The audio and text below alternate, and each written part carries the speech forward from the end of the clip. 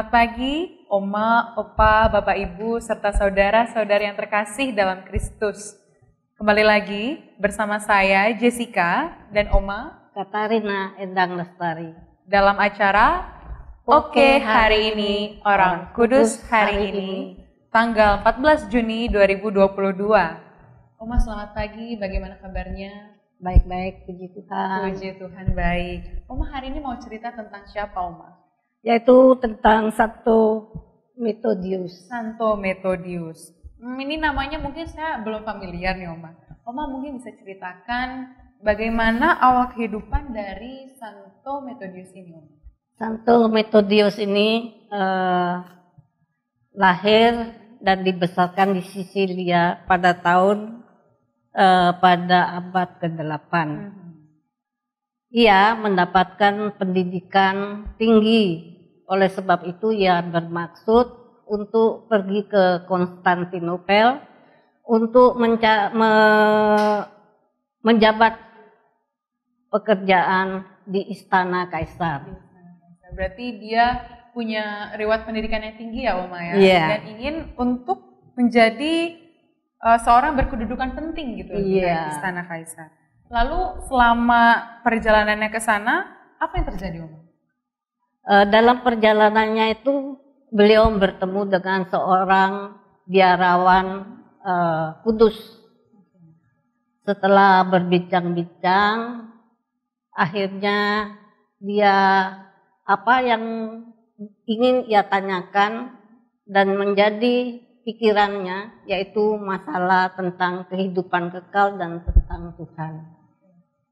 Biarawan kudus ini ternyata dapat membantu menjelaskan semuanya, yaitu bahwa untuk semua jawaban itu ia harus hidup kudus dan mengabdikan diri pada Tuhan. Berarti dia selama perjalanan yang awalnya berniat untuk mencari kedudukan yang tinggi seperti pendidikannya dia, tapi bertemu seorang biarawan kudus ya, Oma ya, yang menjelaskan mengenai sukacita sejati itu didapatkan hanya dari mempersembahkan diri dalam hidup religius. Lalu Oma, kita tahu di masa-masa itu Konstantinopel umat-umat Kristiannya mengalami kesulitan. Iya, mungkin itu. Oma bisa ceritakan bagaimana? Yaitu timbul satu konflik, yaitu masalah ikonoklas. Oke, apa itu? Saat itu paham dari ikonoklas itu pecah, yang mempermasalahkan bahwa seorang Kristiani perlukah mempergunakan ikon-ikon tertentu seperti gambar dan patung dalam beribadah. Kaisar saat itu berpendapat bahwa tidak perlu, tapi Santo Methodius menganggap dan berpendapat bahwa dan mengerti bahwa penggunaan sarana patung, penggunaan gambar-gambar itu wajar dimiliki oleh setiap orang Kristiani. Oke, berarti memang beliau walaupun mendapatkan permasalahan mengenai ikonoklas ini, ia tidak setuju ya, Oma ya, tentang itu, dan merasa bahwa memang itu perlu sosok ikon atau patung atau gambar sebagai sarana mewujudkan iman kita. Lalu Oma, setelah ia kembali dan ia untuk bertemu dengan Bapak Suci, apa yang terjadi, Oma? Ternyata Bapak Suci menganggap bahwa itu diperbolehkan. Ya. Oleh karena itu, setelah dia pulang ke Konstantinopel, dia ditangkap dan dipenjarakan oleh kaisar selama 7 tahun. Tetapi dia tidak putus asa dan menganggap bahwa segala penderitaannya di dalam penjara itu sebagai pengabdian kepada gereja. Baik, berarti walaupun beliau sempat masuk penjara dan menderita di situ, dia tidak patah semangat ya Oma? Iya. Dan beberapa waktu kemudian setelah itu Kaisar wafat, Iya. dan pada akhirnya istrinya yaitu Maharani Theodora menggantikannya ya, karena anaknya masih bayi gitu. Iya, ya. bayi. Putra mahkota Mikhail yang ketiga. Iya. Lalu pada saat istrinya yaitu Maharani Theodora menggantikan Kaisar, apa yang terjadi Oma? Jadi keadaan terbalik jadinya.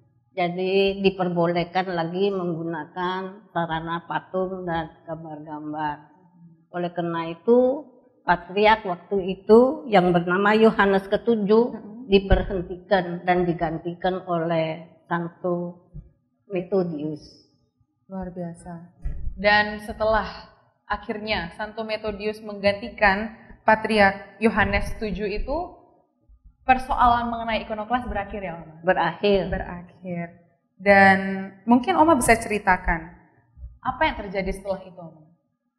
Setelah berakhir, untuk menyatakan kemenangan dari konflik tersebut, dia itu mengadakan prosesi dari Basilika Hagia Sophia pada 11 Maret 843.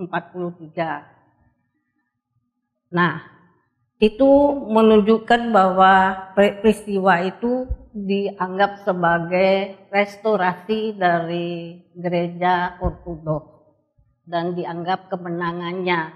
Oleh karena itu di gereja ortodoks timur itu sampai sekarang dirayakan sebagai hari besar.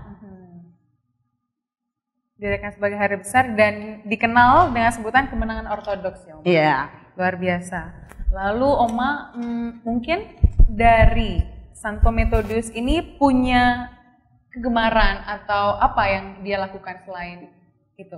Iya, dia itu rajin menulis tentang sajak, tentang riwayat para kudus, juga dia menulis tentang kehidupan abadi. Oke, berarti memang suka menulis. Karena itu ia dinobatkan, dikanonisasi oleh Bapak Paus waktu itu sebagai pujangga gereja.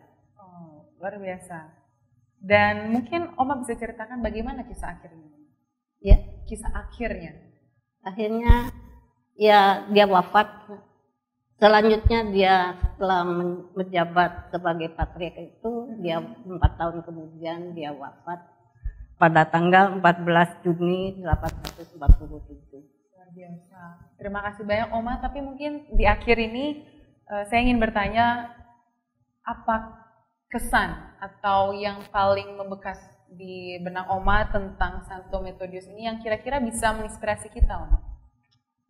Jadi sampai sekarang ya kita jadi dapat menjawab ya bahwa penggunaan patung, penggunaan gambar itu bukanlah suatu tindakan yang salah di sudut gereja, dan itu diperbolehkan sebab kita tidak menganggap bahwa patung dan gambar itu mewakili apa yang kita sembah. Hanya sarana ya Oma? Sarana untuk memperkuat saja. Baik, terima kasih banyak Oma untuk ceritanya mengenai Santo Methodius ini, dan semoga cerita dari Oma Endang bisa menginspirasi kita dan kita bisa mendapat hikmah dari Santo Methodius ini. Sebelum kita tutup, marilah kita berdoa dulu ya Oma. Dalam nama Bapa, Putra, dan Roh Kudus. Amin. Santo Methodius, doakanlah kami. Kemuliaan kepada Bapa dan Putra dan Roh Kudus, seperti pada permulaan, sekarang, selalu, dan sepanjang segala abad. Amin. Dalam nama Bapa, Putra, dan Roh Kudus. Amin. Baik, terima kasih Oma, Opa, Bapak, Ibu, serta saudara-saudari terkasih dalam Kristus atas kebersamaan kita di acara Oke, hari ini, orang Kudus hari ini. Sampai jumpa di kesempatan berikutnya.